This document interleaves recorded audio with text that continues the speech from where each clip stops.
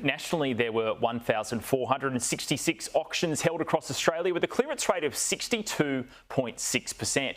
New South Wales had 468 auctions with a clearance rate of 59.2%. Victoria had 552 auctions with a clearance rate of 71.6%.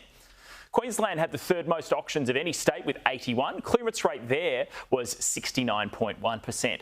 South Australia had 74 auctions this week, clearance rate of 74.3%. And Canberra had 36 auctions this week with a clearance rate of 66.7%. Well, for more on property, I'm joined by Paul Ryan from REA Group. Paul, thanks for your time. Looks like there's quite some differing results there state to state, but pretty strong in some parts of the country, over 70%.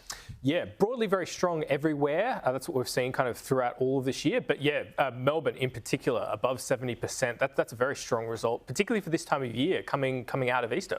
And what about stock levels? Is it pretty low at the moment, or is it building up? Or we've seen stock levels in general fall a little bit on the same levels last year, despite more listings come online. So there's a lot of demand out there, and homes are really being snapped up as soon as they can be listed.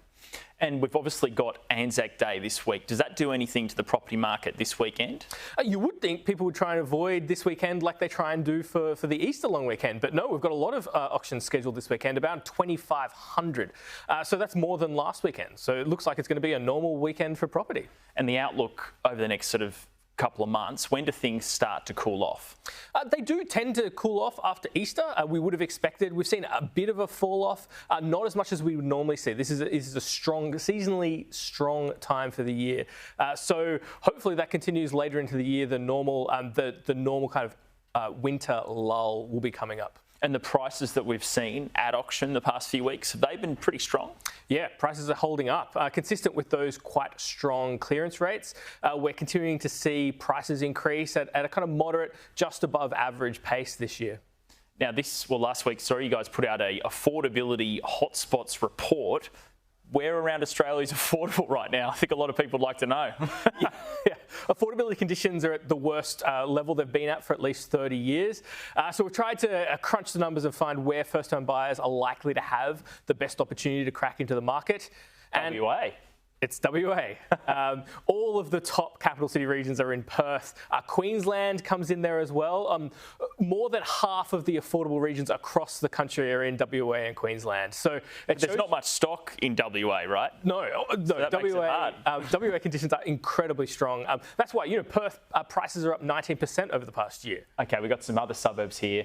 Parramatta, New South Wales, Melbourne City, Victoria, Springwood, Kingston, Queensland, Playford, South Australia, and obviously Kwinana, I never pronounced that one right, in WA. So looks like we've got some places reasonably close to some of the CBD areas there too. Yeah, I think that's one of the surprising things that a report found. If first-home buyers are willing to consider units, there are well-located areas across the major capitals that still have opportunities for typical income earners. So it's units that really where you want to go if you want to get affordability. In Melbourne and Sydney in particular, it's still the case in Perth and Brisbane. If you're looking for a house, one of the big appeals for first-home buyers, Brisbane and Perth still have that opportunity, but not really in Sydney and Melbourne. And it used to be the further away from the city, the more affordable the house would be or property. Is that still sort of similar the case now? Or? It is in general, but there are pockets where there's been recent development, places like Melbourne City, places like Parramatta in Sydney, where there's been lots of unit and townhouse development, and that's keeping a lid on prices and really maintaining that kind of first home buyer haven appeal. Yeah, 5 or 6 years ago, there was a lot of vacant apartments across Australia. Is that really still the case these days? No, not to purchase and not to rent. We really have a housing shortage everywhere across the country. And this week, we've also got the CPI numbers coming out, obviously important for interest rates.